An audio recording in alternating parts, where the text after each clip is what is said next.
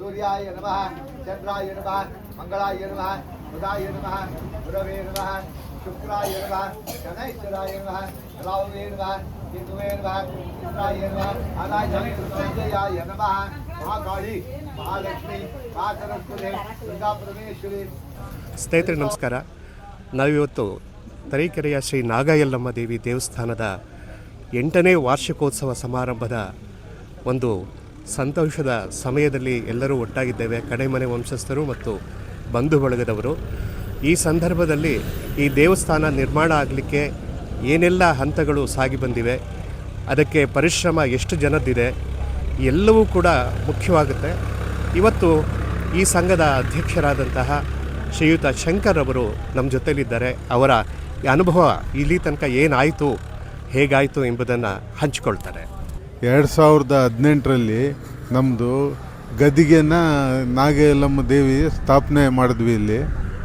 ಇದಾದ ನಂತರ ಇಲ್ಲಿವರೆಗೂ ವರ್ಷವಾಗಿ ವಾರ್ಷಿಕೋತ್ಸವನ ಮಾಡಿಕೊಂಡು ಇದು 8ನೇ ವರ್ಷದ ವಾರ್ಷಿಕೋತ್ಸವನ ನಾವು ಇವತ್ತಿನ ದಿನ ಆಚರಣೆ ಮಾಡಿ ನಮ್ಮ ವಂಶಸ್ಥರು ಬಂಧು ಬಳಗದವರು ಎಲ್ಲರೂ ಸೇರಿ ಇವತ್ತಿನ ದಿನ ಅಮ್ಮನವ್ರ ಸೇವೆಯನ್ನು ನಾವು ಮಾಡ್ತಾಯಿದ್ದೀವಿ.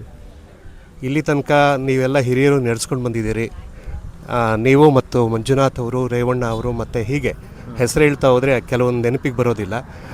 ಈ ಮುಂದಿನವರು ಹೇಗೆ ನಡೆಸ್ಕೊಂಡು ಹೋಗಬೇಕು ಅದು ಬಹಳ ಮುಖ್ಯ. ಯಾಕೆಂದರೆ ಇಲ್ಲಿ ತನಕ ನಡೆಸ್ಕೊಂಡು ಬಂದುಬಿಟ್ಟಿದ್ದೀರಿ ನೀವು, ಅನುಭವ ಇರೋರು.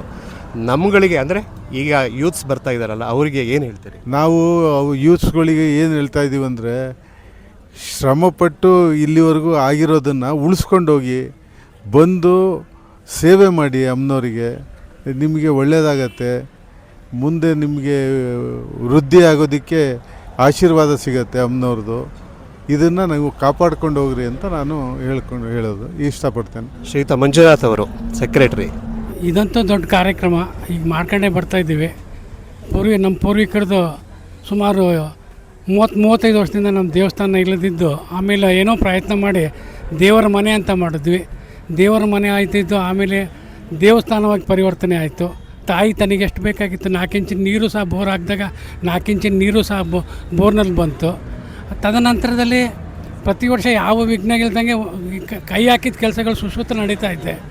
ನಾವು ಈಗಾಗಲೇ ಗೋಪುರ ಕಟ್ವಿ, ಗರುಡಗಂಬ ಹಾಕ್ಬೇಕಂತ ಪ್ರಯತ್ನ ಮಾಡ್ಕೊಂಡು ತಾಯಿ ತನ್ನ ಮನಸ್ಸಿನಲ್ಲಿ ನಮ್ಗೆ ಯಾರ ಮುಖಾಂತರ ಏನೋ ಹೇಳ್ಸ್ಕೊಂಡು ಏನೋ ಕೆಲಸಗಳು ಮಾಡಿಸ್ಕೊತ ಇದ್ದಾಳೆ. ಈಗ ಇದು 8ನೇ ವರ್ಷದ ವಾರ್ಷಿಕೋತ್ಸವ.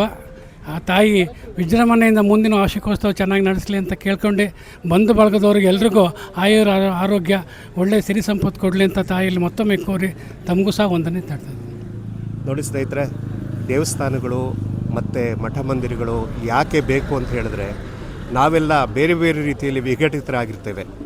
ಒಂದು ಕಲ್ಚರಲ್ಲಾಗಿ ಮತ್ತು ಯಾವುದೋ ಒಂದು ಸಕಾರಣದಿಂದ ಒಂದು ಕಡೆ ಸೇರಬೇಕಾಗಿರುತ್ತೆ. ಆ ಸೇರಲಿಕ್ಕೆ ಇದು ಬಹಳ ಮುಖ್ಯವಾದ ಕಾರಣ ಆಗಿರುತ್ತೆ. ಇದೊಂದು ನಮ್ಮ ಕುಟುಂಬದವರಿಗೆ, ಅಂದರೆ ನಮ್ಮ ಕಡೆಮನೆ ವಂಶಸ್ಥರಿಗೆ ಒಂದು ಶಾಶ್ವತವಾದ ನೆಲೆ ಅಂತ ನಾನಾದರೂ ಭಾವಿಸ್ತೇನೆ. ಆಯ್ತು, ಮುಗಿಸೇ ಬಿಡ್ತೀನಿ.